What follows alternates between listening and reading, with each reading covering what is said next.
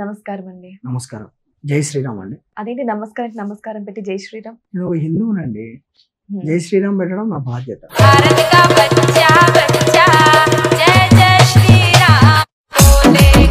ప్రజల్లో చైతన్యం ఏర్పరుస్తున్నారు. అసలు ఆ చైతన్యం ఏర్పరచడానికి ఎలా చేస్తున్నారు? అసలు ఇది చాలా ఈజీ పని అయితే కాదు, చాలా కష్టం.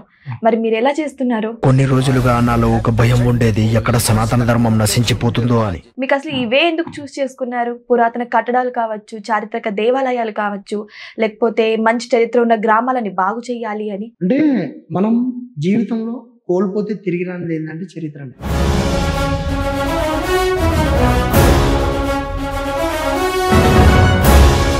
ఈ పురాతన కట్టడాలు కానీ దేవాలయాలు కానీ వాటిని పునర్నిర్మించడానికి ప్రభుత్వం కూడా సహాయం చేస్తుంది, కొన్ని డెవలప్ కూడా చేస్తున్నారు. మరి మీలాంటి వారు ఎందుకు ఇలా? ఆల్రెడీ గవర్నమెంట్ చేస్తుంది కదా. టెంపుల్స్ అనేది ఆదాయ కేంద్రాలు అయిపోయినాయి.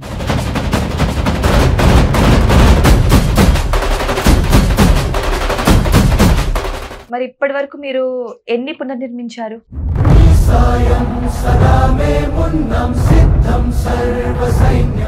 మన దేవాలయాలు మరుగున పడిపోతున్నాయి అంటే దానికి ముఖ్య కారణం అంటే ఏం చెప్తారు?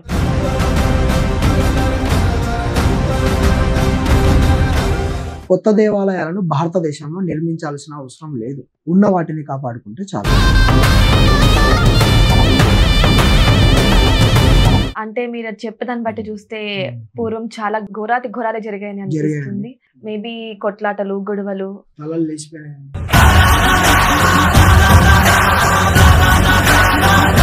మరి ఇప్పుడు మీరు కేవలం హిందూ దేవాలయాన్ని మాత్రమే డెవలప్ చేయాలనుకుంటున్నారు. మరి మన భారతదేశం అంటే వసుదైక కుటుంబం అంటారు.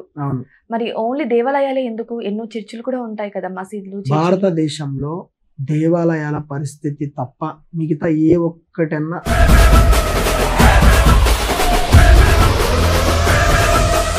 అయితే ఇప్పుడు మీరు ఓకే టెంపుల్స్ కోసము గ్రామాలు తిరుగుతూనే ఉంటున్నారు.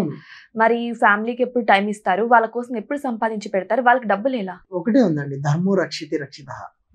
ధర్మాన్ని రక్షించడం మన బాధ్యత. ఈ రోజు మనం ధర్మాన్ని రక్షిస్తే రేపు అనేది ఒక రోజు వస్తుంది.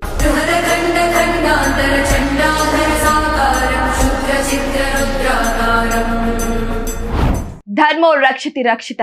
ధర్మాన్ని మనం రక్షిస్తే ధర్మం తిరిగి మనల్ని రక్షిస్తుంది.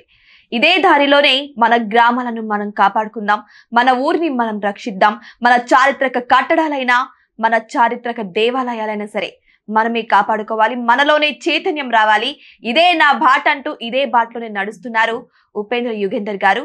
అయితే ప్రజల్లో కూడా చైతన్యం తెచ్చి ఇటువంటి దారిలోనే వారిని కూడా నడిపిస్తున్నారు. అయితే ఇప్పుడు మనతో పాటు ఉపేంద్ర యుగేందర్ గారు ఉన్నారు. వారిని అడిగి అసలు వారు ఈ దారిని ఎందుకు ఎంచుకున్నారు, వారు ఈ దారిలో ఎందుకు వెళ్తున్నారు, దీని వెనకాల ఉన్న రహస్యాలు ఏంటి, ఇవన్నీ కూడా వారిని అడిగి తెలుసుకుందాం. నమస్కారం అండి. నమస్కారం. జై శ్రీరామ్ అండి. అదేంటి నమస్కారానికి నమస్కారం పెట్టి జై శ్రీరామ్? నేను ఒక హిందువునండి. జై శ్రీరామ్ పెట్టడం నా బాధ్యత. నమస్కారం పెట్టడం కూడా హిందువుల బాధ్యతే కదా. నమస్కారం పెట్టండి, నమస్కారంతో పాటు జై శ్రీరామ్ కూడా చెప్పాలండి. ఇప్పుడు ఒక మాట చెప్తాను. ఒక ముస్లిం వ్యక్తి ఉంటాడు, తను ఏం చెప్తాడు? ఇప్పుడు అల్లాహు అక్బర్ అంటాడు, లేకపోతే ఈ సలాం అలైకుం అంటాడు. తన ధర్మం తనకు చెప్తుంది, ఇది నా ధర్మం నాకు చెప్తుంది. అదనమాట.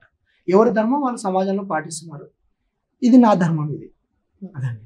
ఓకే, మీరు గ్రామాలను బాగుపరుస్తున్నారు, టెంపుల్స్ ని బాగుపరుస్తున్నారు. మరి మీ గ్రామం ఏంటి? మీ గ్రామం చరిత్ర ఏంటి? మా గ్రామం వచ్చేసి నంద్యాల జిల్లా ఆత్మకూరు మండలం మాది. ఆత్మకూరు మండలంలో నేను ఉంటున్నానండి, మా ఊరు. మరి దాని చరిత్ర ఏంటి? ఆత్మకూరు చరిత్ర అంటారా? ఆత్మకూరు చాలా పెద్దదండి, చరిత్ర కూడా చాలా పెద్దదే. ఇంకా నాకు మా ఆత్మకూరు గురించి తెలుసు, కొంతవరకు తెలుసు. కొంచెం చరిత్రలోకి వెళ్తే కొన్ని ఇబ్బందులు ఉన్నాయి, అన్నీ ఉన్నాయి. కాబట్టి వాటి గురించి ఓకే, నేను కూడా త్వరలో మా ఆత్మకూరు గురించి కూడా పూర్తిగా తెలుసుకోవాలని నేను కూడా అనుకుంటున్నా. వాటి కోసం నేను కొంచెం అన్వేషిస్తున్నా అనమాట. త్వరలో తెలుస్తుంది మా ఆత్మకూరు ఏంటి, పూర్వపు చరిత్ర ఏంటి అని తెలుసుకుంటాను.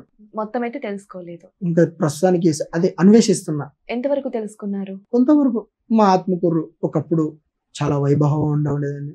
తర్వాత కొంతకాలానికి కొన్ని వివాదాల వల్ల, గ్రామ ప్రజల మధ్యలో కొన్ని కారణాల వల్ల పెద్ద గొడవలు జరిగినాయని, దానివల్ల చాలా ప్రాణహాని జరిగిందని, ఇప్పుడు ప్రస్తుతానికి సరే అలాంటి జరిగిన ఒక సంఘటనను దృష్టిలో పెట్టుకొని ఇప్పటికీ భయపడుతూనే ఉన్నారు అనమాట. ఇంకా గ్రామస్తులు ఏమైనా జరుగుతాయని. ఎందుకు కాబట్టి భయం? భయం ఎందుకంటే ఆ విధంగా జరిగినాయండి. అవి చెప్పుకోవడానికి కూడా వింటేనే భయం వేస్తుంది. అలాంటి దారుణమైనవి జరిగినాయి. కాబట్టి ఫ్యూచర్లో అలాంటివి ఏం జరగకుండా అందరూ కొంచెం సమిష్టి ఉండి బాగుండాలని నేను కోరుకుంటున్నాను. ఎందుకంటే ఒక గొడవ జరగడం వల్ల దాంట్లో అమాయకులు బలి అవుతారు, అందరూ బలి అయ్యే అవకాశం ఉందన్నమాట, ఆడవాళ్ళు, పిల్లలు. కాబట్టి అందరూ బాగుండాలి. అంటే మీరు అది చెప్పేదాన్ని బట్టి చూస్తే పూర్వం చాలా ఘోరాతి ఘోరాలు జరిగాయని అనిపిస్తుంది. మేబీ కొట్లాటలు, గొడవలు, తలలు లేచిపోయాయండి. తలలు లేచి రోడ్ల మీద రక్తం ఏర్లై పారింది. అదనమాట ఒకప్పుడు మా పెద్దవాళ్ళు మాకు చెప్పింది ఇది. కాబట్టి అది మాత్రం వాళ్ళకి జరగకూడదు. కాబట్టి అందరం సినిమాలో చూపించినట్టు సినిమా కూడా కాదండి, సినిమా కంటే దారుణం అదే అండి. అది ఆ స్టోరీ గురించి ఎత్తుకుంటే చాలా దారుణంగా ఉంటది. కాబట్టి మా అమ్మ వాళ్ళ, మా పూర్వీకుల తరంలో అలాంటివి జరిగినాయి. ఎందుకు జరిగినాయో మాకు పెద్ద వాటి మీద అవగాహన లేదు. ఎందుకంటే మేము లేము అప్పుడు. ఇప్పుడు ప్రస్తుతం ఉన్న దాంట్లో అందరం బాగుండాలి, అంతే. అందరూ బాగుంటేనే సమాజం బాగుంటది, ప్రశాంతంగా కూడా ఉండగలుగుతాం. ఇప్పుడు మీ ఏజ్ ఎంత? మీకు ఏ వయసులో అనిపించింది ఇలా సనాతన ధర్మం కోసం కష్టపడాలి? చిన్నప్పటి నుంచి అండి. మా అమ్మోళ్ళు నాకు ఊహ తెలిసినప్పటి నుంచి ఖచ్చితంగా మన ధర్మం ఇలాంటిది, మన దేవుళ్ళు, మా అమ్మ వాళ్ళు భగవద్గీత ఇలా చెప్పేవాళ్ళు, లేకపోతే ఏదైనా ఏమైనా ఉంటే శ్లోకాలు చెప్పేవాళ్ళు. అవి వినుకుంటూ మాట్లాడుకుంటూ సమాజం ఏంటి, సమాజంలో మనం ఉన్నాం, మనం ఏం చేయాలి సమాజానికి, మనం అంతా ఏమైనా చేయాలన్నా సమాజం బాగుపడడం కోసం ఇలా చెప్తూ పెంచినారు అనమాట. మీరు మీ లైఫ్ లో ఫస్ట్ బాగు చేసిన టెంపుల్ కానీ లేకపోతే చారిత్రక కట్టడం కానీ? నిజానికి ఈ మధ్య కాలం మొదలైందండి బాగు చేయడం అనేది. అంతకుముందు నేను గ్రామాల చరిత్రలు తీసేవాడిని. అంతకంటే ముందర నేను ఫుడ్ బ్లాగ్స్ ఎక్కువ చేసేవాడిని. ఫుడ్ బ్లాగ్స్ అనేవి ఊరిలో బాగా మంచి పేరుని తీసుకొచ్చినాయి నాకు. ఏ విధంగా పేరుని తీసుకొచ్చినాయి అంటే, నేను ఒక వెరైటీ కంటెంట్ చేసిన. ఇప్పుడు మామూలుగా ఒక ఊరికి వెళ్తే ప్రతి ఒక్కరు ఊర్లో అక్కడ ఫుడ్ బాగుంటుంది, ఇక్కడ ఫుడ్ బాగుంటుంది అని చెప్తుంటారు కదా. నేను స్టార్ట్ చేయడమే ఊర్లో ఎన్ని టీ స్టాల్స్ ఉన్నాయి, ఒక్కొక్క టీ స్టాల్లో ఏ రకమైన టీ బాగుంటుంది, ఇదే నేను స్టార్ట్ చేసిన మొదటి కంటెంట్. అట్లా ఊర్లో మొత్తం తిరిగితే 152 టీ స్టాల్స్ ఉన్నాయి మా ఊర్లో. అన్నీ తిరిగినాను. తిరిగి చూసి అన్నిటిని వీడియోలు తీసిన. అప్పుడు అందరూ నా వైపు చూసినారనమాట. ఈ పిల్లోడు మొత్తం ఊర్లలో టీ స్టాల్స్ చేసినాడు. తర్వాత ఫుడ్ హోటల్స్ చేసిన. ఫుడ్ నుంచి నిదానంగా నాకేమనిపించిందంటే, ప్రతిరోజు ఫుడ్కి వెళ్తాం, తీస్తాం, తింటాం, సరిపోయింది. ఏంటిది నెక్స్ట్ ఏం చేయాలి, మనం ఏదైనా కొంచెం వెరైటీగా చేయాలని ప్రతి గ్రామం వెళ్ళి చరిత్ర తెలుసుకొని చరిత్ర గురించి చెప్పడం మొదలుపెట్టినాను. అప్పుడు ఏమైందంటే, ప్రతి గ్రామంలో నా పేరు చెప్పుకోవడం కానీ, లేకపోతే ఇలా ఫలానా వ్యక్తి చేస్తున్నాడని ఆ గ్రామంలో ఉన్న యువకులు అందరూ నాకు మెసేజ్ పెట్టడం మొదలుపెట్టినారు. అన్న ఇట్లా మా ఊరు గురించి చెప్పన్నా, మా గ్రామాన్ని గురించి చెప్పన్నా, మా గ్రామ చరిత్ర చెప్పన్నా, మా ఊరు ఇలా అన్నా, మా ఊరు ఒకప్పుడు ఇట్లా ఉండే అన్న, మా ఊర్లో ఇలా గొడవలు జరిగాయి, అన్ని వాళ్ళే చెప్తారనమాట. దాదాపు 60% స్టోరీ వాళ్ళే చెప్తారు. ఒక 40% నేను తెలుసుకోవాలి. ఒక గ్రామానికి వెళ్తే అక్కడ ఉన్న యువకులు నా దగ్గరికి వచ్చి వాళ్ళే వెంట ఉండి వాళ్ళ ఊర్లో ముఖ్యమైన ప్రదేశాలు ఏంటి అని వాళ్ళే చూపిస్తారు. అది నాకు కొంచెం ప్లస్ పాయింట్ అయ్యింది. తర్వాత ఏమైంది, ఇలాంటి టైంలోనే ఒక గ్రామానికి వెళ్ళడం, అక్కడ ఒక పురాతనమైన బావిని చూడడం. మీరు ఆల్రెడీ చూసినారు ఇందాక ఒక బావి చూడడం. అది చూడడానికి చాలా అందంగా ఉంది. కానీ దారుణం ఏంటంటే, తాగి అక్కడ ఉన్న విష్ణుమూర్తి శిల్పాలు ఉన్నాయి, దశావతారాలు అన్నీ ఉన్నాయి, చాలా వినాయకుని విగ్రహాలు కావచ్చు, తాగి వాటి మీద ఉచ్చలు వస్తున్నారు. అది చూసి నేను ఇంకా భరించలేకపోయినా. ఒక్కసారి ఆ క్షణం అనిపించింది, వీటిని ఇలాగే వదిలేస్తే ఇవి ఎంత దారుణమైన స్థితిలోకి వెళ్తాయి, వీటిని బాగు చేస్తే వాటి నుంచి బయటకు వస్తాయి. అప్పుడు ఆ క్షణం నుంచి వీడియో మొదలు పెట్టడం జరిగింది. అట్లా ఆ ప్రయత్నంలో 1, 2, ఇప్పుడు రెండోది బాగుపడుతుందండి. పెద్దది, ఒక 2 ఎకరాలలో ఉన్నటువంటి పెద్ద కోనేరు బాగుపడుతుంది. కాబట్టి ఇలాంటివి ఇంకా ముందుకెళ్తూ సరి చేసుకోవాలి. కాబట్టి సమాజంలో నేను ఎవరిని విమర్శించట్లేదు, ఎవరిని తప్పు పట్టట్లేదు. మన వాటిని మనం సరి చేసుకోవాలి, సరి చేసుకొని కాపాడుకోవాలి, మన బాధ్యత. సమాజంలో ప్రతి వ్యక్తి వాళ్ళ ధర్మం కోసం పోరాడుతున్నాడు. వాళ్ళ ధర్మం కోసం నిజాన్ని చెప్పాలంటే తన ఫ్యామిలీ కంటే కూడా తన ధర్మమే ఇంపార్టెంట్ అనే వ్యక్తులు ఉన్నారు సమాజంలో. అలాంటి వ్యక్తులు సమాజంలో ఉన్నారు, వాళ్ళ ధర్మం కోసం పోరాడుతున్నారు. మరి ఒక హిందువుగా పుట్టి నేను కూడా నా ధర్మం కోసం పోరాడాలి కదా, తప్పేం లేదు కదండి.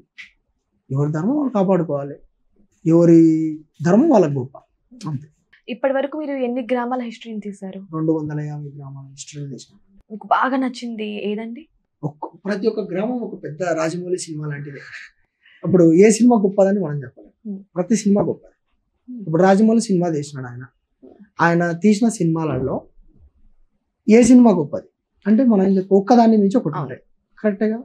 కానీ అందరికి బాహుబలి అంటే ఇష్టం కదా, బాహుబలి అంటే ఇష్టం అన్నిటికంటే అంటారు. కూడా. ఇప్పుడు అన్నిటికంటే ఇష్టమే చెప్తారు, కానీ పోయే కొద్ది ఒకదాన్ని మించి ఒకటి కలెక్ట్ చేస్తున్నాయి, ఒకదాన్ని మించి ఒకటి కథ ఉంది. ఏ కథ బాగుంది అంటే ఒక కథ ఒక్కొక్క విధంగా. ఇప్పుడు బాహుబలి బాగుందని త్రిబుల్ ఆర్ చూడడం మానేలేదు, త్రిబుల్ ఆర్ పోయి చూస్తున్నాం. అలాంటిదే గ్రామాల చరిత్రలు కూడా అలాంటివి చాలా అద్భుతంగా ఉంటాయి. వాటి పేర్లు చాలా అద్భుతంగా. ఇప్పుడు సపోజ్ ఎగ్జాంపుల్ పాములపాడు అని ఒక ఊరు ఉంది. పాములపాడు యొక్క పూర్వపు చరిత్రకి వెళ్తే అది సర్పనాశినీపురం అని అంటారు దాన్ని. చూడండి ఎంత అద్భుతంగా ఉందో పేరు, చూస్తేనే ఏదో ఒక కొత్త పేరు లాగా ఉంది.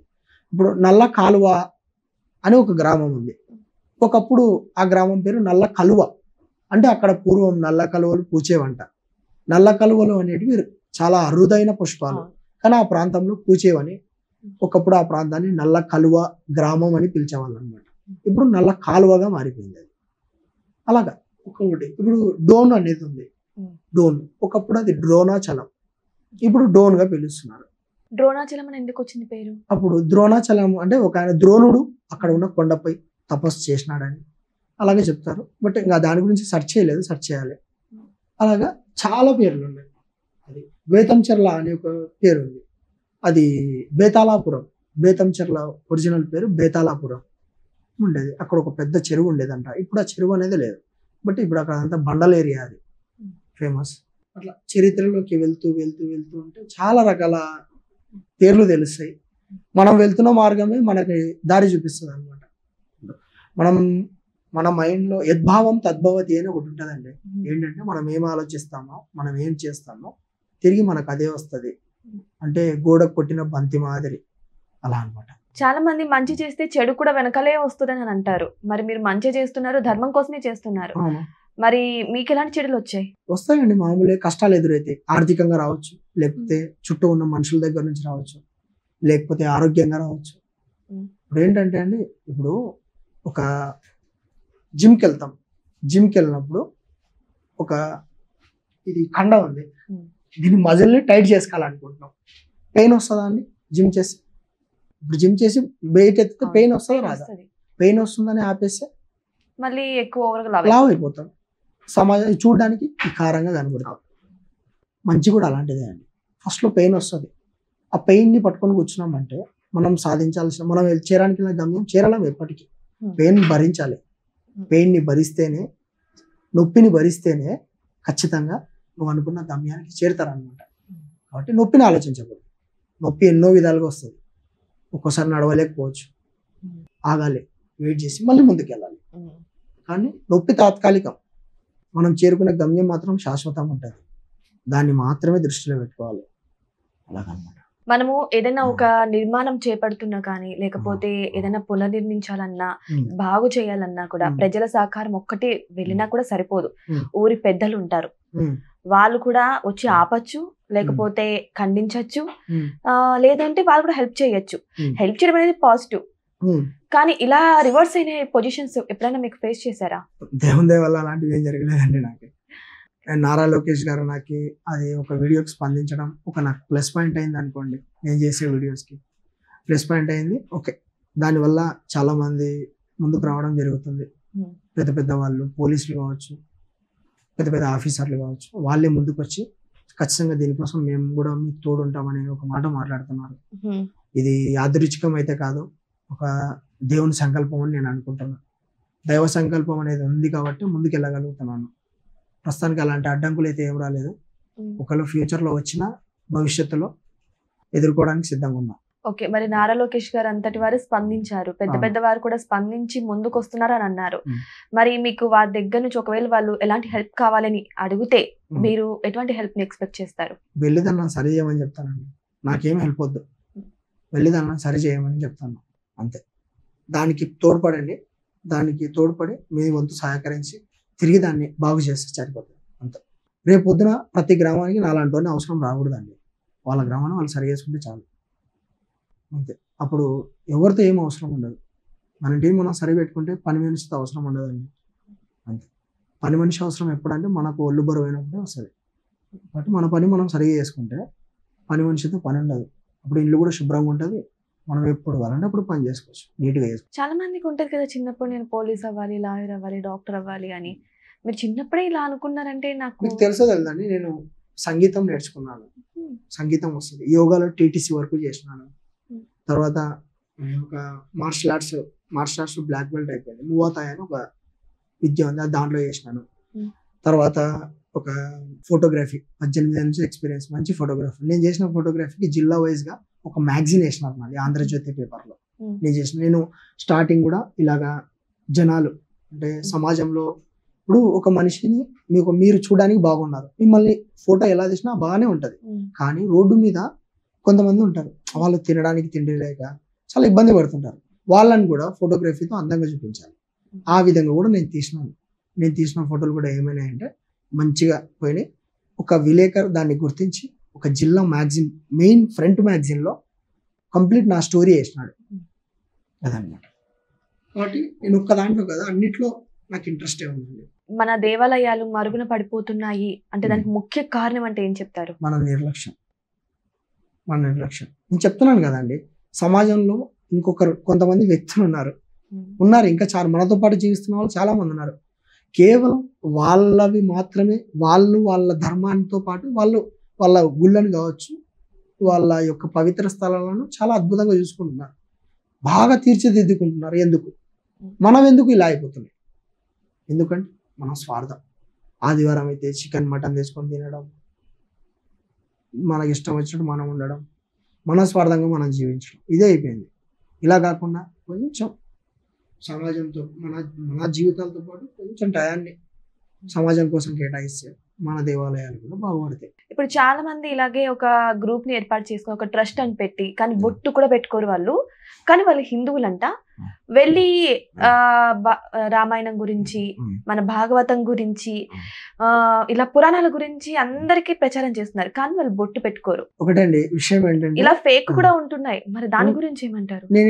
నేను ప్రసంగాలు మాట్లాడడానికి నాకు రాదండి. నెంబర్ 1 అంటే ఇప్పుడు ఏం జరుగుతుంది వాటి గురించి చాలా మంది పోరాడుతున్నారు. కానీ నా పోరాటం ఏంటంటే ముందు అవన్నీ మనం మాట్లాడాలంటే ఫస్ట్ సాక్ష్యాలు కావాలి. సాక్ష్యాధారాలు ఎక్కడ ఉన్నాయంటే దేవాలయాలు ఉన్నాయి. కాబట్టి దేవాలయాలని కాపాడుకుంటే మనం ఎన్నైనా మాట్లాడవచ్చు ఫ్యూచర్లో. అదండి,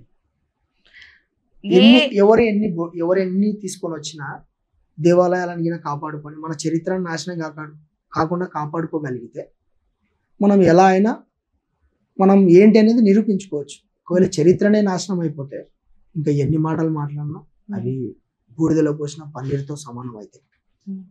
అదండి విషయం. ఏ మతంలో లేని ఒక ఘనకార్యం మన హిందూ మతంలో ఉందండి. అంటే ఏంటి చెప్పండి? హిందూ మతం ఇప్పుడుది కాదండి, కొన్ని లక్షల సంవత్సరాల నాటిది సనాతన ధర్మం అనేది. దాని తర్వాత చాలా వచ్చాయి. తర్వాత ఎన్నో మత మార్పులు జరుగుతున్నాయి. ఇంకా అది మారుతున్న వాళ్ళకే తెలుసు, ఎందుకు మారుతున్నారో మనకైతే ఐడియా లేదు. అది వాళ్ళు ఇష్టపూర్వకంగా మారుతున్నారా, వాళ్ళ సమస్యల వల్ల మారుతున్నారా, ఎదుటి వాళ్ళు ప్రలోభం వల్ల మారుతున్నారా, మనకు తెలియదు దాని గురించి.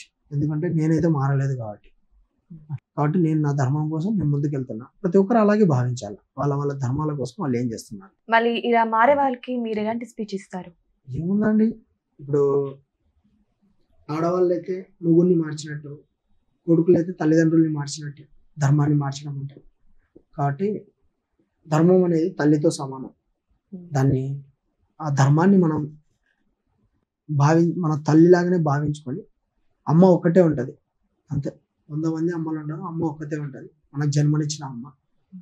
ఆ అమ్మ లాంటిదే సనాతన ధర్మం కూడా. మనం మన ధర్మంలో పుట్టిన తర్వాత దానికోసం మనం ఉండాలి. చాలా వరకు చూసామంటే మీ వీడియోస్ కానీ మీ గురించి కానీ విన్నాము. ప్రతి ఒక్కటి తెలిసింది ఏంటంటే ఫస్ట్ ప్రజల్లో చైతన్యం ఏర్పరుస్తున్నారు. అసలు ఆ చైతన్యం ఏర్పరచడానికి ఎలా చేస్తున్నారు? అసలు ఇది చాలా ఈజీ పని అయితే కాదు, చాలా కష్టం. మరి మీరు ఎలా చేస్తున్నారు? ముందు నాలో చైతన్యం రావాలండి. నాలో చైతన్యం వచ్చింది కాబట్టి నేను వాళ్ళలో చైతన్యం తేగలుగుతున్నాను. మీకు అసలు ఇవే ఎందుకు చూస్ చేసుకున్నారు? పురాతన కట్టడాలు కావచ్చు, చారిత్రక దేవాలయాలు కావచ్చు, లేకపోతే మంచి చరిత్ర ఉన్న గ్రామాలని బాగు చేయాలి అని. అంటే మనం జీవితంలో కోల్పోతే తిరిగి రానిది ఏంటంటే చరిత్రనే. కాబట్టి అలాంటి చరిత్రను కాపాడితే ఆ చరిత్రలో కూడా మనం కూడా భాగమవుతాం. మనం ఉన్నా లేకపోయినా రేపనే ఒక రోజులో మనల్ని గురించి కూడా చెప్పుకునే వాళ్ళు ఉంటారు. ఇప్పుడు ఒక భగత్ సింగ్ కావచ్చు, లేకపోతే ఒక ఛత్రపతి శివాజీ కావచ్చు, ఇలాగా కొంతమంది వ్యక్తుల గురించి ఈరోజు మనం మాట్లాడుకుంటున్నామంటే ఒకప్పుడు వాళ్ళు చేసిన గొప్ప త్యాగం కావచ్చు, సమాజం కోసం వాళ్ళు పాటుపడిన శ్రమ కానీ, వాళ్ళు ఏమేం చేసినారు అనేది మొత్తం ఈరోజు మనం మాట్లాడుకుంటున్నాం. ఎందుకంటే వాళ్ళు చేసింది గొప్ప పని, సమాజం కోసం మాత్రమే చేసినారు అనమాట. వాళ్ళకి ఎటువంటి స్వార్థము లేదు. అలాగే ఇప్పుడు మనం చేస్తే రేపనే సమాజం మన గురించి మాట్లాడుకుంటుంది. ఇది కేవలం మాట్లాడుకోవడమే కాదు, భారతదేశంలో పుట్టిన ఒక పౌరుడిగా, ఒక హిందువుగా ధర్మాన్ని కాపాడడం నా బాధ్యత. నా తల్లిదండ్రులు నాకు నేర్పినారు అది. చాలా మంది అంటూ ఉంటారు స్వలాభం లేనిది కూడా, అంటే సొంతంగా ఏదైనా లాభం లేనిది ఒక పనులకి మనం హస్తం కూడా పెట్టాం అసలు. అవును. అలాంటిది మీరు ఏం లాభం లేకుండానే ఇట్లా ప్రతి ఊర్లు తిరుగుతూ ఆ పురాతన దేవాలయాలు కావచ్చు, కోనేర్లు కావచ్చు, బావులు కావచ్చు, ఇలాంటి శుభ్రపరుస్తున్నారంటారా? మొదటి ఇది ఏంటంటే ప్రతి వ్యక్తి ఒకే విధంగా ఉన్నాడు. ప్రతి ఒక్కరు లాభం కోసం పనిచేయరు. అలా పనిచేసుకుంటూ పోతే సమాజం ఎప్పుడో స్వార్థంగా మారిపోయేది. ఇంట్లో ఉన్న కుటుంబం కూడా లెక్కలు కట్టుకొని బ్రతుకుతారనమాట. ఇప్పుడు విషయం ఏంటంటే, ఇంకో విషయం ఏంటంటే, నాకు దీంట్లో హ్యాపీనెస్ ఉంది. ఒక వస్తువును సరిచేస్తేనే అది బాగుపడితే, పనిచేస్తే హ్యాపీ ఫీల్ అవుతాం మనం దాన్ని చూసి. అలాంటిది ఒక పురాతనమైన కట్టడం, దానికోసం మనం పాటుపడి అది సరైన తర్వాత వెళ్ళి దాన్ని చూస్తే అది బాగున్నప్పుడు దాంట్లో కలిగే ఆనందం అంతా ఇంత కాదు. అది కేవలం కట్టడం ఒక్కటే కాదండి, మన పూర్వీకుల శ్రమ. ఎంతోమంది చాలా కష్టపడి ఎన్నో త్యాగాలు చేస్తే తప్ప అవి మన ముందుకు రాలేదు ఈరోజు. కాబట్టి వాటిని కాపాడుకొని తిరిగి రాబోయే తరానికి అందించడం మన బాధ్యత. ఈ పురాతన కట్టడాలు కానీ, దేవాలయాలు కానీ, వాటిని పునర్నిర్మించడానికి ప్రభుత్వం కూడా సహాయం చేస్తుంది. కొన్ని డెవలప్ కూడా చేస్తున్నారు. మరి మీలాంటి వారు ఎందుకు ఇలా? ఆల్రెడీ గవర్నమెంట్ చేస్తుంది కదా. గవర్నమెంట్ కి దృష్టికి వెళ్ళేటివి మాత్రం కొన్ని మాత్రమే ఉన్నాయండి. సమాజంలో ఇప్పుడు ప్రభుత్వం అందరికీ అన్ని రకాల సదుపాయాలు కల్పిస్తుంది, అన్ని రకాల నిధులను ఇస్తుంది, ఏవేవో ఇంకా కొన్ని అవకాశాలు ఇచ్చి వాళ్ళను అన్ని ఇస్తున్నారు. అవి ఏమంటారండి, వాటి పేరు రావట్లేదు నాకు. వాళ్ళు హామీ పథకాలు ఇస్తుంది. అయినా పేదరికం అట్లనే ఉంది. పేదోళ్ళు అట్నే ఉన్నారు, ఇంకా అడక్క తినే వాళ్ళు ఉన్నారు సమాజంలో, ఇంకా బాధలు పడే వాళ్ళు ఉన్నారు, అప్పులు ఉన్న వాళ్ళు ఉన్నారు. ఎందుకు అప్పులు తీరట్లేదు? ప్రభుత్వం అందరికీ ఇస్తుంది. ఇలాగే ఇంకా కనుమరుగైపోయి బయటికి రాని ఎన్నో పురాతనమైనవి ప్రభుత్వం దృష్టికి వెళ్ళట్లేదు. ఎందుకంటే వాటిని గ్రామాల వాళ్ళే పట్టించుకోవట్లేదు. కాబట్టి సమాజంలో సాటి వ్యక్తులతో మనం పోల్చుకునేటప్పుడు వాళ్ళు వాళ్ళ ధర్మానికి ఎంత విలువనైతే ఇస్తున్నారో మనం కూడా మన ధర్మానికి అంతే విలువనిచ్చి కాపాడుకోవాలి. పోటీ పడే దాంట్లో ఆ విషయంలో మనం పోటీ పడాలి. అంతేగాని వాడు గొప్ప, వీడు గొప్ప, మాది గొప్ప అని కూర్చొని డిబేట్లు పెట్టడం కాదు. వీలైతే వాళ్ళు చేసే ఆ పనిని వెళ్ళి బాగు చేయడంలో శ్రద్ధ వహిస్తే అది ఎప్పుడో మన కట్టడాలు, ఈ పురాతన ఆలయాలు బాగుపడేటివి. మరి ఇప్పటి వరకు మీరు ఎన్ని పునర్నిర్మించారు? నేను ఏ దాన్ని పునర్నిర్మించలేదండి. జస్ట్ వాటిని సమాజానికి తెలియజేసిన ఈ ప్రయత్నంలో 2 బాగుపడినాయి. 2 ఒకటి బాగా అయిపోయింది. గ్రామస్తులు వెళ్ళి చూస్తున్నారు, జాగ్రత్త వహించి మళ్ళీ వాటికి అలాంటి దుస్థితి రాకుండా వాళ్ళు దాన్ని సరి చేసుకుంటున్నారు అనమాట. ఇప్పుడు ఇంకోటి ఏంటంటే, ఒక పెద్ద కోనేరు గ్రామస్తులలో నేను చేసిన ఒక ప్రయత్నం వల్ల వాళ్ళల్లో ఒక చైతన్యం రావడం, వాళ్ళు దాన్ని సరి చేసుకోవడం జరుగుతుంది. కాబట్టి ఇది నేను ఆనందపడవలసిన విషయం. ఒక ప్రయత్నం చేయడంలో తప్పు లేదు. ఆ ప్రయత్నం విజయం అవుతుందా అపజయం అవుతుందా అని తెలియదు, కానీ చేస్తుంది మంచి పని. కాబట్టి దాన్ని మనం ప్రయత్నించడంలో తప్పు లేదు కదండి. ఇప్పుడు నేను చేసిన ప్రయత్నంలో అందరికి చైతన్యం వస్తుంది, ముందుకెళ్తున్నారు, సరి చేసుకుంటారు. చైతన్యం తీసుకురావడం అంటే మామూలు విషయం కాదు. మరి మీరు ఏం చెప్తున్నారు వాళ్ళలో చైతన్యం కోసం? చెప్పాను కదండి, నేను ఫీల్ అవుతున్నాను ఫస్ట్. అది దాని యొక్క దుస్థితిని నేను బాధపడుతున్నా. ఆ బాధను ప్రపంచానికి తెలియజేస్తున్నా. అలా తెలియజేయడం వాళ్ళకి అర్థమైపోతుంది, ఓహో ఇది ఏంటి అనేది. నాకు అడిగితే ఒక ఆయుధం కన్నా ఒక మాట బలం, ఒక మాట చాలా గాయపరుస్తుంది మనిషిని. అది ఎంతో ఇంపాక్ట్ చూపిస్తుంది తన జీవితం పైన. ఒక కత్తితో చేసే ఒక గాయం కావచ్చు, ఆ గాయం ఒక వారానికో ఒక నెలకో మందేస్తే మానిపోతుంది. కానీ ఒక మాట వల్ల కలిగిన గాయం కావచ్చు, ఒక మాట వల్ల కలిగిన చైతన్యం కావచ్చు, ఆ మనిషిలో ఎంతో ఇంపాక్ట్ని చూపిస్తుంది అనమాట మనకి. అలాగా నేను మాట్లాడే మాటల్లో జనాలకు ఒకవేళ బహుశా వాళ్ళకి అలా అనిపిస్తుంది అని.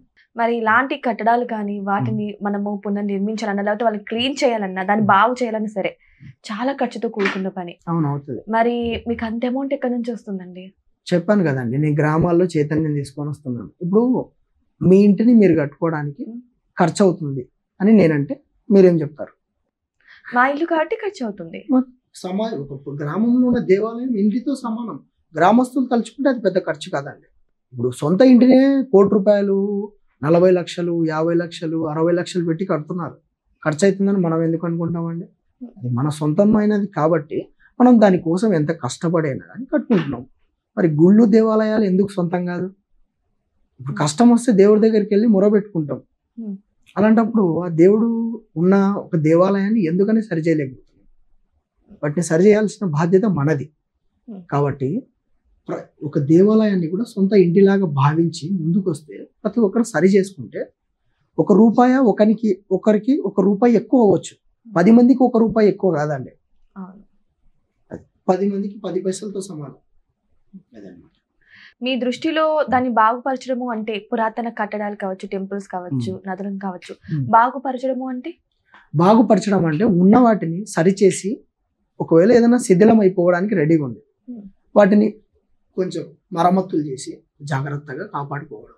అంతేగాని ఎక్కడెక్కడో పోయి లక్షలు ఖర్చు పెట్టి కొత్త దేవాలయాలను నిర్మించడం కాదు. కొత్త దేవాలయాలను భారతదేశంలో నిర్మించాల్సిన అవసరం లేదు. ఉన్న వాటిని కాపాడుకుంటే చాలు. కొన్ని దేవాలయాల గురించి అయితే నేను విన్నానండి. దాన్ని పునర్నిర్మించడానికి, డెవలప్ చేయడానికి చుట్టూన్న ప్రకృతిని కొట్టేసి మరి చాలా ఘోరంగా ఉన్న నదులని ప్రకృతిని మరి కొట్టేసి మరి దాన్ని బాగుపరుస్తున్నారు. మరి ఇది కరెక్ట్ అంటారా? కరెక్ట్ కాదా? దాని వెనకాల స్వార్థం, జనాల యొక్క స్వార్థం ఉంటుంది. గుడిని సరి చేయడానికి ప్రకృతిని నాశనం చేయాల్సిన అవసరమే లేదు. ఇప్పుడు హైవే రోడ్డు వేస్తున్నారు. సపోజ్ ఇక్కడ మన నంద్యాల నుంచి కర్నూలు నుంచి ఆత్మకూరు వరకు హైవే రోడ్డు పడుతుంది. కొన్ని వందల చెట్లను నరికినారు. వందల సంవత్సరాల నుంచి ఉన్న ఎన్నో పెద్ద పెద్ద వృక్షాలను నరికేసినారు.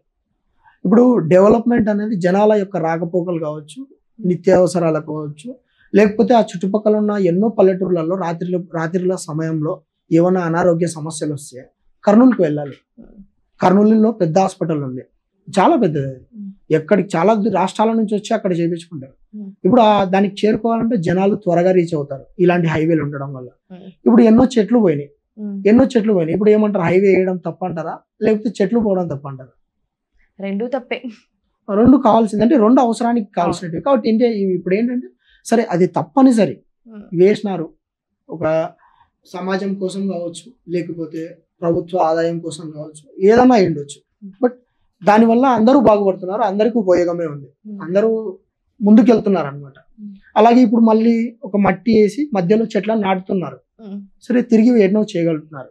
కానీ ఒక గుడిని సరి చేయడానికి చుట్టూ చెట్లను నరకాల్సిన అవసరమే లేదు.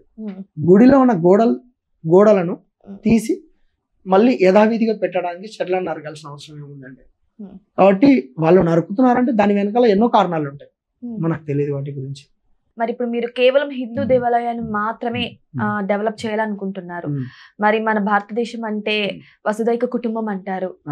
మరి ఓన్లీ దేవాలయాలే ఎందుకు? ఎన్నో చర్చిలు కూడా ఉంటాయి కదా, మసీదులు. భారతదేశంలో దేవాలయాల పరిస్థితి తప్ప మిగతా ఏ ఒక్కటన్నా శిథిలావస్థలో ఉంటే చెప్పండి, వాటి కోసం వెళ్ళి పోరాటం చేస్తాను.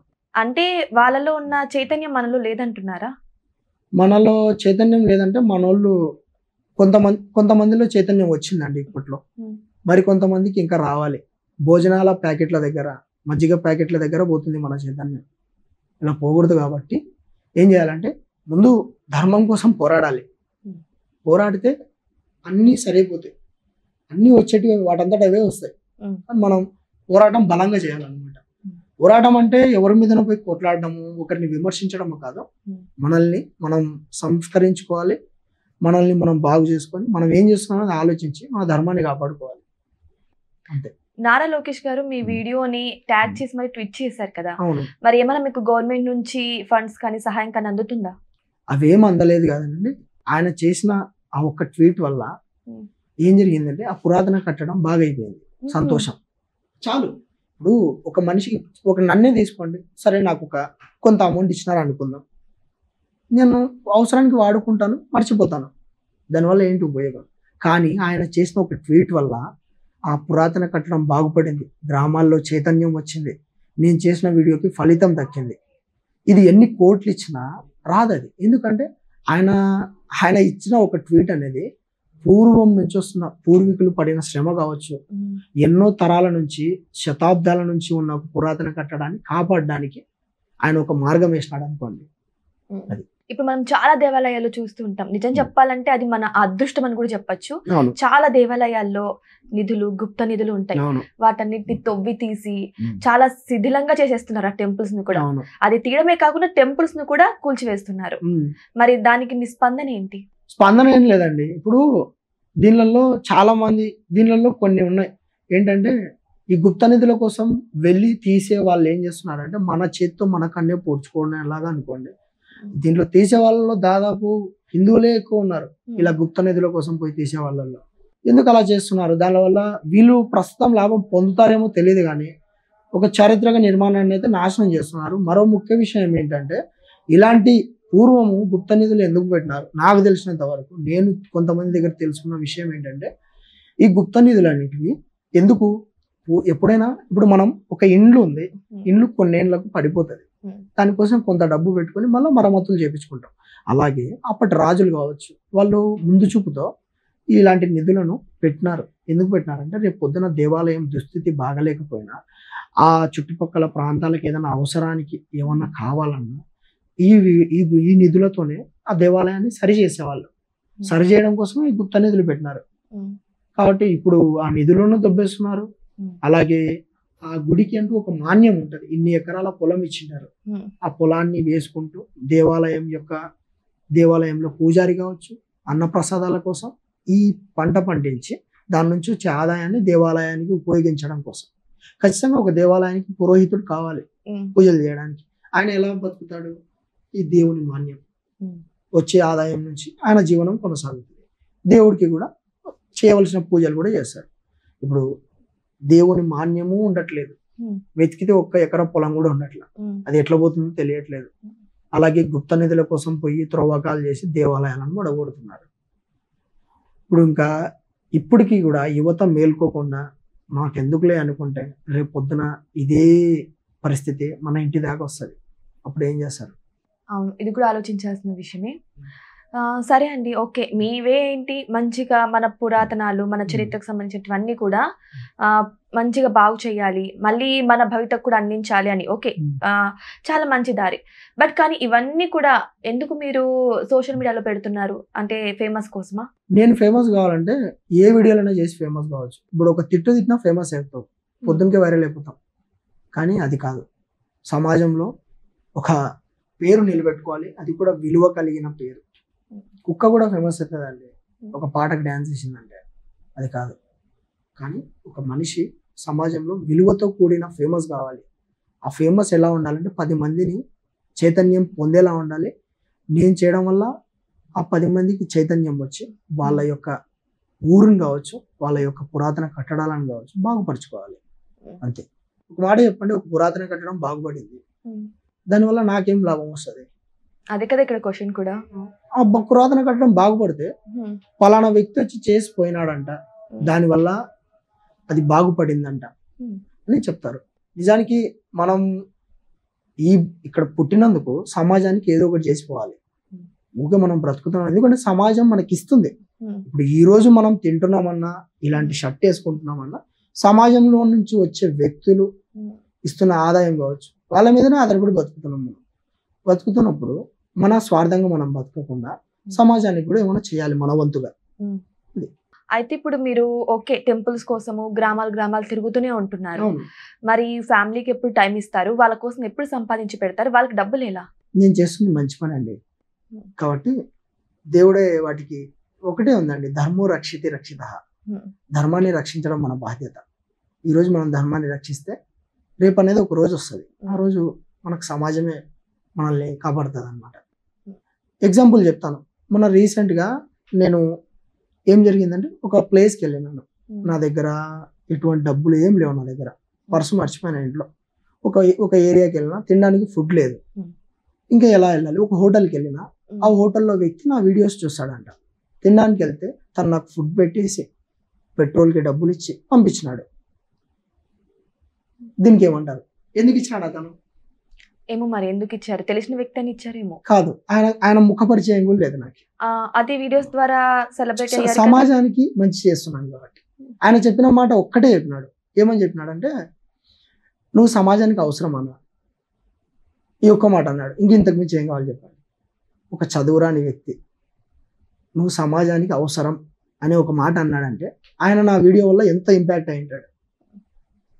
బెట్టింగ్ యాప్స్ చేసే వాళ్ళు ఉన్నారు, రకరకాల వాళ్ళు ఉన్నారు, ఇంకా అర్ధనగ్న ప్రదర్శన చేస్తూ కూడా ఫేమస్ అవుతున్న వాళ్ళు ఉన్నారు. ఇప్పుడు ఇన్స్టాగ్రామ్లో అన్నీ చూస్తున్నాం, రకరకాలుగా చూస్తున్నాం.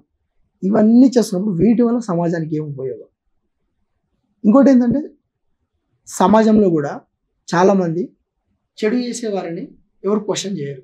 మంచి చేస్తున్న వాళ్ళు వాటిలోనే లోటుపాట్లు, లొసుగులు వెతుకుతుంటారు అన్నమాట. కాబట్టి సమాజం ఏం చేసినా అంటనే ఉంటుందండి. కాబట్టి మనకు క్లారిటీ ఉండాలి. ఫస్ట్ మనం చేస్తుంది మంచి పన చెడ్డ పన. మంచి చేస్తున్నప్పుడు ఎవరికి మనం సమాధానం చెప్పాల్సిన అవసరమే లేదు, చేస్తూ పోతుండాలి. దాని యొక్క ఫలితం ఏదో ఒక రోజు చాలా గట్టిగా వస్తుంది. అదనమాట. ఇప్పుడు మీకు ఎలా తెలుస్తుంది ఒక గ్రామంలో ఒక పురాతన దేవాలయం ఉంది, ఒక పురాతన కట్టడం ఉంది, ఒక నది ఉంది, లేకపోతే ఒక కోనేరు ఉంది అని మీకు ఎలా తెలుస్తుంది? అంతే కదండి. ఇప్పుడు ఒక గ్రామానికి వెళ్ళినప్పుడు గ్రామాన్ని గురించి పూర్తిగా గ్రామ పెద్దలనన్నా అడగాలి, లేకపోతే గ్రామంలో ఉన్న యువకులనన్నా అడగాలి. ముఖ్యంగా గ్రామంలో ఉన్న యువకులను అడగాలి ప్రస్తుతం ఉన్న పరిస్థితి ఏంటి అని. వాళ్ళైతే చాలా క్లుప్తంగా చెప్తారు. ఈ గ్రామం ఎక్కడెక్కడ, మెయిన్ ఎక్కడ ఉన్నాయి, ప్రసిద్ధి చెందినవి ఏంటివి, వాటి దీనావస్థతో సహా చెప్తారు వాళ్ళు. ఎందుకంటే వాళ్ళు అక్కడే టైం స్పెండ్ చేస్తారు కాబట్టి. ముఖ్యంగా ఇంకోటి ఏంటంటే, గ్రామాల చరిత్రలు కూడా నేను తెలియజేస్తుంటాను. ఎందుకంటే గ్రామాల చరిత్రలు కొన్ని రోజులు పోతే గ్రామాలు అనేటివి ఉండవండి. దేవాలయాలే కాదు, గ్రామాలు కూడా అంతరించిపోయే పరిస్థితి వస్తుంది. ఎందుకంటే గ్రామాల్లో నివసిస్తున్న వాళ్ళు సిటీలకు వచ్చేస్తున్నారు. వాళ్ళ ఉద్యోగ రీత్యా కావచ్చు, వాళ్ళు బ్రతకడానికి కావచ్చు, వచ్చేస్తున్నారు గ్రామానికి. ఎప్పుడో 10 ఏళ్ళకు 20 ఏళ్ళకు ఒకసారి వెళ్ళిపోతున్నారు. అప్పటికి ఊరు మారిపోతుంది, ఊర్లో జనము ఉండరు, చిన్నగా ఊరు అనేది తరిగిపోతుంటది. రేపు పొద్దున ఒక గ్రామం ఉండేదంట, ఆ గ్రామం ఇలా ఉండేదంట అని చెప్పుకునే రోజు రాకూడదు. ఒకవేళ అలాంటి రోజు వచ్చినా కనీసం అలాంటి వీడియోలలో చూసుకుంటారు కదా. ఇప్పుడు నేను ఒక వీడియో చేయడం మొదలు పెట్టిన గ్రామాల మీద, చాలా మంది నన్ను చూసి వీడియోలు చేస్తున్నారు. అంటే గ్రామాల అభివృద్ధికి మీరు కేవలం వీడియోస్ చేస్తున్నారా, ఇంకేమైనా హార్డ్ వర్క్ చేస్తున్నారా? వీడియోస్ అంటే గ్రామాల చరిత్రను తెలియజేసి సమాజానికి తెలియజేయడం. ఒకవేళ దాన్ని చూసిన వాళ్ళు ఎవరైనా మంచి మనసు నుండి ముందుకొచ్చి ఏమైనా చేస్తే సంతోషం. కానీ తెలియజేయడం బాధ్యత. తెలియజేస్తున్నాను, తెలియజేసుకుంటూ వెళ్తున్నా. చరిత్ర ఇది. ఎందుకంటే చరిత్ర అనేది మర్చిపోయినారు అందరు. ఒకసారి గుర్తు చేస్తున్నా. అదండి. మరి ఇప్పుడు చాలా మనం వినే ఉన్నాం, న్యూస్ లో కానీ చాలా వారి మాటల్లో కానీ విన్నాం, చాలా మంది టెంపుల్స్ మీద రాజకీయాలు చేస్తున్నారు అని. అది నిజమే అంటారా? ఎందుకు అలా చేస్తున్నారు? టెంపుల్స్ అనేది ఆదాయ కేంద్రాలు అయిపోయినాయి. అంతే, భక్తి కోసం లేవు ఇప్పుడు టెంపుల్స్, ఆదాయం కోసం టెంపుల్స్ అని అలాగే అయిపోయినాయి. వాటికి వెళ్ళినప్పుడు నిజానికి ఒక భారతదేశంలో టెంపుల్ పరిస్థితి మాత్రమే ఇలా ఉంది. కాబట్టి అది కొంతమంది రాజకీయంగా దాన్ని ఉపయోగించుకుంటున్నారు, మరి కొంతమంది వారి స్వార్థం కోసం, ఇంకొన్ని సంస్థల వాళ్ళు వాటిని అడ్డు పెట్టుకొని డబ్బులు సంపాదించుకుంటున్నారు. ఎవరు ఎలా చేస్తున్నారు అనేది ఇంకా వాళ్ళే ఆలోచించుకోవాలి, ఎందుకు ఇలా చేస్తున్నారు. ముఖ్యంగా ఎవరేం చేసినా టెంపుల్ని బాగు చేస్తే చాలు, వాళ్ళు ఎన్ని చేసినా దాన్ని బాగుపరచాలి. అదండి. చాలా మంది ఒక కమిటీని ఏర్పాటు చేస్తారు టెంపుల్స్ కి. కమిటీని ఏర్పాటు చేసి వాళ్ళు డెవలప్ చేయరు, పక్కన వాళ్ళని చేయనివ్వరు. మరి అలాంటి సందర్భాలు ఏమైనా మీరు ఫేస్ చేశారా? Archaeology main important. ఆర్కియాలజీ వాళ్ళు ఒక టెంపుల్ ని గ్రామస్తులు ఇప్పటి వరకు మొన్నటి వరకు ఒక ఆర్కియాలజీకి సంబంధించిన వాళ్ళు అక్కడ నేను ఒక కోనేరు వీడియో తీయడం జరిగింది. అంతకుముందు వీళ్ళు సరి చేయడానికి వెళ్తే వీళ్ళందరూ కలిసి ఒకవేళ అలా చేస్తే వీళ్ళేమో గుప్త నిధులు తవ్వుతున్నారు అది ఇదని వాళ్ళ మీద లేనిపోని కొన్ని ఎలిగేషన్స్ వేయడం ఇలా చేసినారు. నేనేం చేసిన, నేను వెళ్ళి వీడియో తీసినాను. అంటే ప్రజల సమక్షంలో అందరి సమక్షంలో వీడియో తీసి పెట్టినాను. ఇప్పుడు దాన్ని సరి చేసుకుంటున్నారు. చూడండి, వాళ్ళు పెద్దవాళ్ళతో కాంది ఒక వీడియో వల్ల అయ్యింది. అంటే ఒక వీడియో చేయడం వల్ల ఏమైనా జరుగుతుంది. ఎందుకంటే ఇప్పుడు సోషల్ మీడియా అనేది చెడు కోసమే కాదు మంచి కోసం కూడా చాలా ప్రభావితం చేస్తుంది అనమాట. కాబట్టి సోషల్ మీడియాని మంచికి ఉపయోగిస్తే సమాజం చాలా అభివృద్ధి చెందుతుంది. మీ నాన్నగారు ఏం చేస్తుంటారండి? మా నాన్నగారు చిన్నప్పుడే మమ్మల్ని అంటే ఆయన బాధ్యత లేని వ్యక్తి, వదిలేసి వెళ్ళిపోయినాడు. తన చేత కాదు, నేను చూసుకోలేను అనే ఒక ఉద్దేశం. అమ్మగారు ఒకటి, అమ్మ ఒక్కతే. మరి అన్న తమ్ముడు ఎవ్వరు లేరండి, ఒక్కనే. మరి మీరు ఇలా తిరుగుతుంటే అమ్మని ఎవరు చూసుకుంటారండి? మా అమ్మనే చెప్పిందండి, సమాజం కోసం నువ్వేమన్నా చేయి, సనాతన ధర్మం, నువ్వు ధర్మాన్ని కాపాడాలా, ధర్మం కోసం జీవించాలా. అమ్మ చెప్పింది. బతకాలి, బతకడానికి డబ్బు అవసరం అంతే. కానీ డబ్బును మనం డబ్బు కోసం పరిగెత్తాల్సిన అవసరం లేదండి. అవసరానికి సరిపడా డబ్బు దేవుడు మనకి ఇస్తాడు. మనం ముందుకెళ్తే ఆటోమేటిక్గా వచ్చేస్తుంది.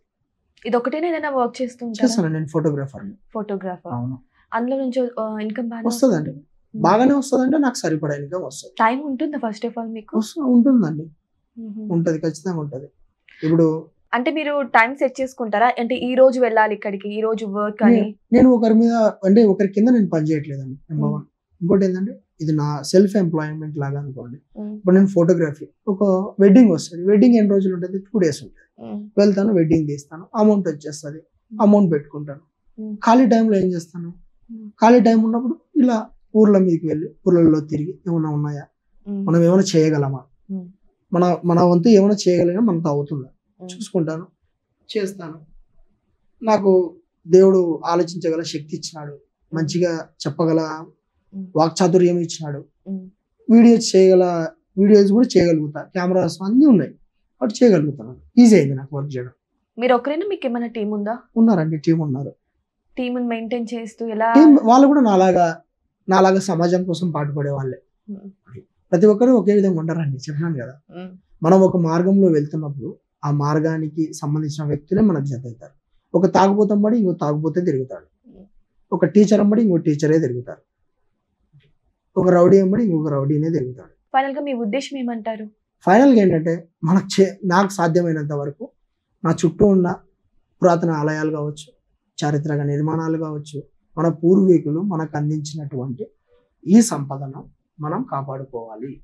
ఇది కేవలం నా ఒక్కడితోనే కాదు, ప్రతి ఒక్కరూ ముందడిగేసి ప్రతి గ్రామాల్లో ఉన్న వాళ్ళ దేవాలయాలను ఒకవేళ శిథిలావస్థలో ఉంటే సొంత ఇండ్లుగా భావించి సమిష్టిగా ఏకమై పోరాడితే ఖచ్చితంగా ఇవి రాబోయే తరానికి ఒక సాక్ష్యాలుగా నిలబడతాయి, మన చరిత్ర గొప్పతనాన్ని తెలియజేసే సాక్ష్యాలుగా.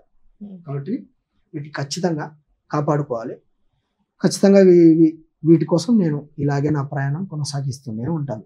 అంటే ఓన్లీ ఆంధ్రప్రదేశ్ తెలంగాణలోనే ఇంకా ఎక్కడైనా చేస్తుంటారా? ప్రస్తుతానికి నాకున్న డబ్బులతో నేను ఎంతవరకు వెళ్ళగలను, నేను సంపాదించుకున్న అమౌంట్, నా లిమిట్ ఎంత ఉందో అంతవరకు వెళ్తాను. రేపు పొద్దున ఎవరైనా నాకు సహకరించి ఇంకా ముందుకు వస్తే ఎక్కడికైనా వెళ్తాను.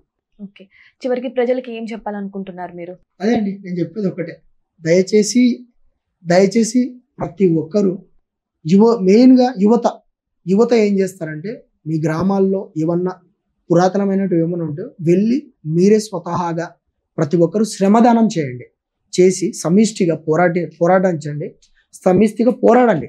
ఇలా పోరాడడం వల్ల ఏం జరుగుతుందంటే ఖచ్చితంగా మిమ్మల్ని చూసి 10 మంది ఇన్స్పైర్ అయ్యి వాళ్ళ ఊర్లను కూడా వాళ్ళు సరి చేసుకునే అవకాశం ఉంటుంది. కాబట్టి మీరు చేసే ఈ ప్రయత్నం 10 మందిలో చైతన్యాన్ని తెప్పిస్తుంది. నేను ఒక్కనే చేస్తే ఇంతమంది వస్తున్నారు నా వెంట, ఇన్ని బాగుపడినాయి, అలాంటిది మీరందరూ కలిసి చేస్తే ఎన్ని బాగుపడతాయో ఒక్కసారి ఆలోచించండి. మీరున్నా లేకపోయినా వాటి రూపంలో రేపు అనే రోజు 10 మంది మాట్లాడుకునే రోజు వస్తుంది అన్నమాట. కాబట్టి వాటి కోసం పోరాడండి. ఫైనల్ గా మీరు ఎంచుకున్న దారి అయితే చాలా అంటే చాలా కష్టమైన దారి అని చెప్పచ్చు. ప్రజలను ఐకమత్యంలోకి తీసుకొచ్చి వాళ్ళతో చైతన్యంతో అక్కడ ఒక టెంపుల్ ని పునర్నిర్మించాలన్నా బాగు చేయాలన్నా అది చాలా టఫ్ వర్క్ అని చెప్పచ్చు. బట్ స్వార్థం లేకుండా ఇదే దారిలోనే నడిస్తే ఖచ్చితంగా ధర్మో రక్షతి రక్షితః, ధర్మం ఖచ్చితంగా మిమ్మల్ని కాపాడుతుంది. Thank you so much. Thank you అండి.